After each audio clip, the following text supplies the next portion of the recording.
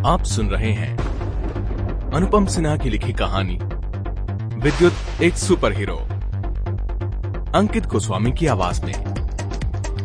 Episode 9, time bomb का धमाका। अपने पोते रोहन को सुमेर देव के घर से लेने आए कंचनजंगा ड्रग्स के मालिक मिस्टर पंत वरदान को दरवाजे से आते देखकर एकदम हैरान हो गए। उनके इस रिएक्शन को उर्मी ने भी नोटिस किया। वरदान ने उन्हें नमस्ते किया और मुस्कुराते हुए बोला, क्या हुआ अंकल? आपने शायद मुझे पहचाना नहीं। मैं वरदान हूं। आप मुझे देखकर इतना चौंक क्यों गए?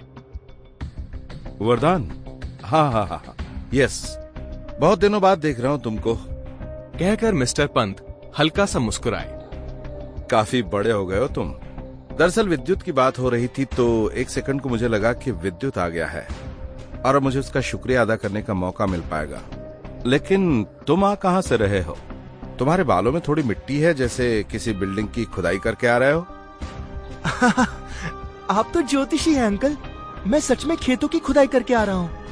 मेहनती बच्चे हो, शाबाश। चलो मिलते हैं फिर कभी।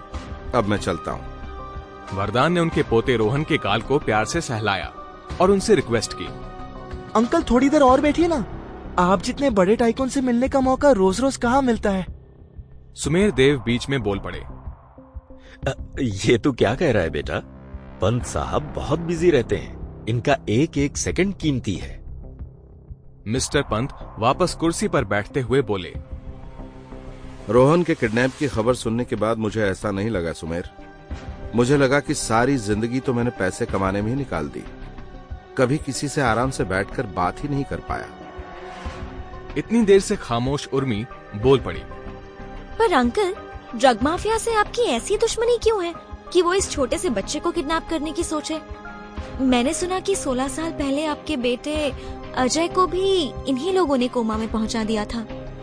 मिस्टर पंत उसकी बात सुनकर हंसने लगे। तू तो एकदम रिपोर्टर की तरह सवाल पूछती है। जी अंकल, क्यों ना हो। मेरी दीदी चप्पल जोशी एक टीवी रिपोर्टर जो है। अरे वो फेमस एंकर।